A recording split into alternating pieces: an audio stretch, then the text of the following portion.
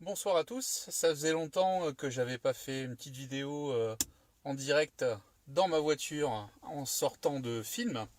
Et donc ce soir c'était l'occasion d'aller voir donc, le nouveau film de la trilogie que je vais appeler Busan comme vous préférez. Alors oui, pourquoi trilogie? Parce que peut-être certains ne le savent pas, mais Dernier Train to Busan, le film, est déjà la suite dont j'ai oublié le titre d'un premier volet sorti en film d'animation par le même réalisateur. Et donc finalement, ce Péninsula que j'ai vu ce soir, c'est le troisième chapitre. Alors je vous le dis, hein, pas besoin d'avoir vu les deux premiers, puisque très simplement, sans vous spoiler l'histoire, hein, donc il y a des infectés, puisque c'est comme ça que ça semble plus juste de le dire, puisqu'il n'y a pas de notion de morts qui revivent véritablement, mais plus d'infectés par un virus qui deviennent donc, on va dire, des zombies pour faire simple. Hein. Bon, c'est pas des zombies, ce sont bien des infectés. Et donc là, on est avec un film d'infectés coréen. Dans le premier film d'animation, c'était l'apparition de la maladie dans les quartiers pauvres, grosso modo. Dans le deuxième, on suit un père et son fils qui tentent d'échapper à la contamination dans un train pour Busan, qui semble être le dernier lieu protégé de Corée du Sud où le virus n'est pas encore arrivé. Voilà. Et le troisième se passe 4 ans plus tard. Donc on est avec à quoi ressemble la Corée du Sud 4 ans après la contamination. Alors, le premier qui était vraiment très film d'auteur en animation, le deuxième un huis clos dans un train à grande vitesse, voilà, c'était à peu près ça.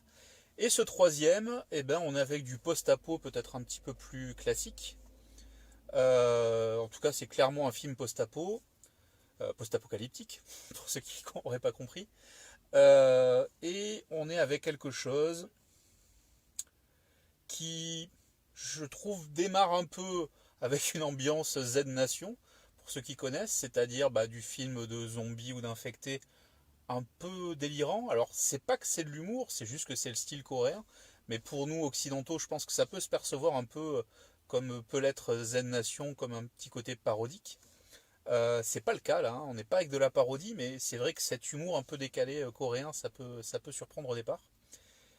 Et puis ça va dévier assez vite vers une espèce de Mad Max Fury Road urbain.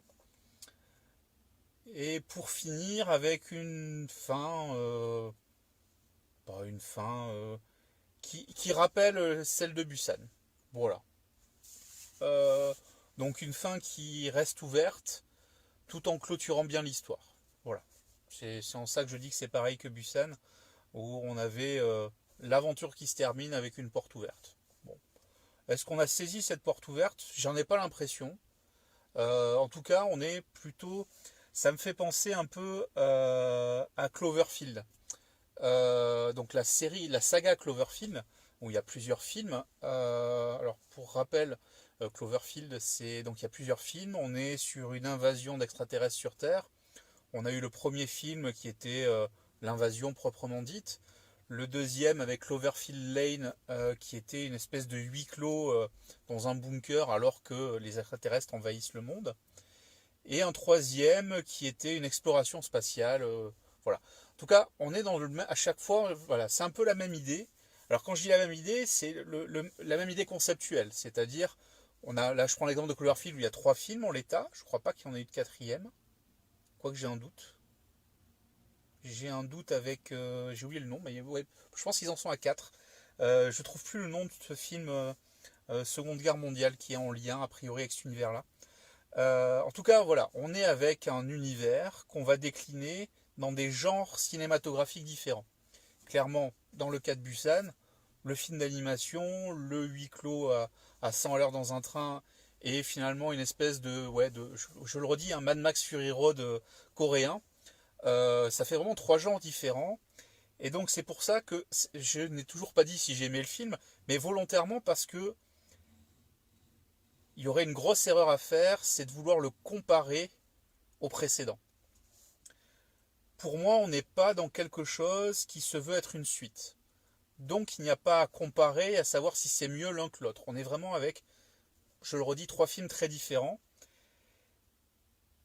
Je reste avec un petit plus quand même pour Dernier Train pour Busan, parce que j'ai beaucoup aimé le côté huis clos, satire sociale dans un univers fermé, dans un train, voilà l'espèce de je n'avance pas en étant dans un train à grande vitesse, qui était un concept vraiment très intéressant.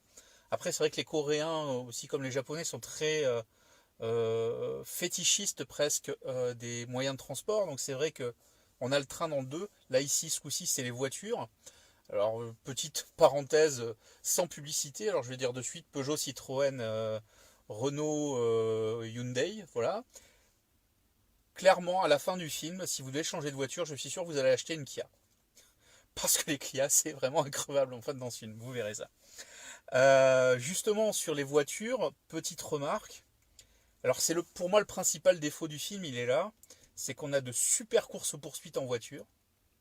Vraiment, ouais, digne de Mad Max Fury Road.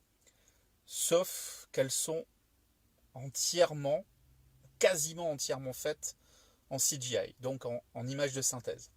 Alors certes, c'est de la très belle image de synthèse, mais par moments, sur certains jeux de lumière, ça bave. Pour moi, ça fait une rupture, de contact avec le film. Moi, ça me décroche un petit peu, c'est ce qui est un petit peu dommage. Mais ça fait des scènes formidables, mais finalement, voilà, si je reprends Mad Max Fury Road un peu pour comparer, on avait des scènes avec des vrais véhicules, des vrais cascadeurs, et là finalement on a que de l'image de synthèse où on sait que ça a été bien calculé, poser les caméras, etc. Et c'est vraiment mon point négatif du film. Parce que j'aurais préféré avoir de vraies courses-poursuites de voitures, mais clairement c'est pas le même budget de film. Et en plus, dans ce contexte urbain, je pense que ça aurait été très compliqué à mettre en scène. Donc finalement, on passe quand même un très bon moment. On a des scènes avec plein de rebondissements, avec de l'action à gogo. Euh, les fans de Fast and Furious, à mon avis, vous pouvez y aller à fond. Parce que là, vous allez avoir des courses-poursuites de voitures. Toujours pareil. Le problème, c'est que c'est pas de la vraie voiture. Mais en tout cas, avec de la mise en scène, de cascades de voitures, de courses-poursuites, vraiment formidable. Bon, on a le héros qui est assez lisse finalement, qui est assez stéréotypé, peut-être un petit peu trop, à mon goût en tout cas. Des personnages attachants, des personnages caricaturaux, comme seuls peut-être les Japonais et les Coréens savent faire, hein, c'est-à-dire vraiment la caricature du méchant ridicule. Donc voilà, clairement on est avec un film de genre, plutôt réussi, en tout cas un bon divertissement dans le genre horreur-action. Il y en a pour tous les goûts, peut-être. J'aurais tendance à suspecter que Busan a été un succès mondial et qu'il n'était pas prévu et qu'ils l'ont peut-être un petit peu trop formaté pour l'international ce coup-ci. Et du coup, ça perd peut-être un petit peu sa saveur purement coréenne qu'on retrouvait vraiment dans Busan. Alors, c'est un choix. Est-ce que c'est un mauvais choix? Bon, je pense pas. En tout cas, à notre époque où le cinéma va mal, les salles de cinéma vont mal, la production de cinéma va mal parce que bah, avec le Covid, il n'y a plus de sorties, etc. Bon, en tout cas, c'est une bonne idée de sortie. Moi, je vous encourage à aller le voir. En tout cas, si vous aimez le film de zombies ou d'infectés, c'est indéniablement bon. Il y a de l'action, on s'ennuie pas. Peut-être une ou deux petites longueurs, mais pas grand-chose. Pas mal de créativité, je trouve, dans l'action pour essayer de échapper aux zombies. Il y a plein de petites idées. Alors avant le film, je discutais avec Thomas, s'il regarde la vidéo, il se reconnaîtra. On parlait d'un film sur Netflix dont j'ai hashtag live, voilà, c'est ça le titre, où on était d'accord pour dire que le film n'était pas bon dans sa fin, mais en tout cas que le début, il y avait plein de bonnes idées dans comment survivre en territoire zombie, en gros. C'était aussi un film coréen. Et là, c'est pareil, je trouve qu'il y a vraiment cette créativité de renouveler le genre avec des petites idées dans l'action, dans la dynamique. Clairement, le gros plus des infectés coréens, c'est d'être sous stéroïdes, d'avoir abusé de la taurine et de courir plus vite que n'importe quel coureur de 100 mètres. De bondir, d'être stratège, etc. Enfin, clairement, on est avec un genre qui n'a rien à voir avec le Walking Dead classiques de zombies ou de comics. C'est pas de l'endormi, bien au contraire. Et c'est vrai que ça donne une pêche à l'action qui est vraiment particulière et qui moi en tout cas me plaît beaucoup parce que ça fait un vrai film d'action. Et du coup, ça propose des propositions ça propose des propositions, c'est pas mal. Ça propose des choses différentes dans l'action, dans le traitement. Et voilà. J'en resterai là. Je vous ai pas spoilé l'histoire. J'ai essayé juste de vous donner envie. J'ai pointé un peu les petits défauts. Point positif, par contre, c'est la musique, qui est pas omniprésente, mais qui est très tribale finalement, très primitive, très rythmique, et qui vient bien appuyer l'action, vient bien appuyer les choses. Donc petit bonus sur la musique, vraiment sympa. Donc Peninsula, ça sort demain en salle. Moi j'étais en avant-première là ce soir. Bah, c'est peut-être le film de la semaine, j'en sais rien, j'ai pas regardé ce qu'il y avait d'autre. J'avoue que c'est un peu compliqué les films qui sortent à l'affiche en ce moment. Mais en tout cas, c'est un bon programme à voir, peut-être à partir de 16 ans quand même, parce que c'est un petit peu sanglant, un petit peu violent. Euh, Ouais, je pense que ça doit être un 12 plus. À mon avis, je pense pas que ça soit un 16, un 12 plus, ça me semble suffisant. Mais clairement, voilà, c'est sanglant. Les infectés sont assez terrifiants, surtout les transformations. Vraiment quelque chose de très réussi. Surtout là au début où il y a les premiers cas qui apparaissent. Puisqu'en fait le début se passe directement à la fin de Busan. Mais très vite, au bout de 3-4 minutes, on est 4 ans après. Donc il y a juste un petit cas là. Il y a quelques transformations qui sont extrêmement impressionnantes. Hein, voilà, il y a que eux pour faire ça. Quand je dis eux, c'est les Coréens dans leur genre horreur. Et ça marche bien. Ça marche vraiment très bien. Euh, donc voilà, vraiment quelque chose de bien. Allez voir ça pendant les vacances. Si vous êtes en vacances, c'est l'occasion de retourner au cinéma.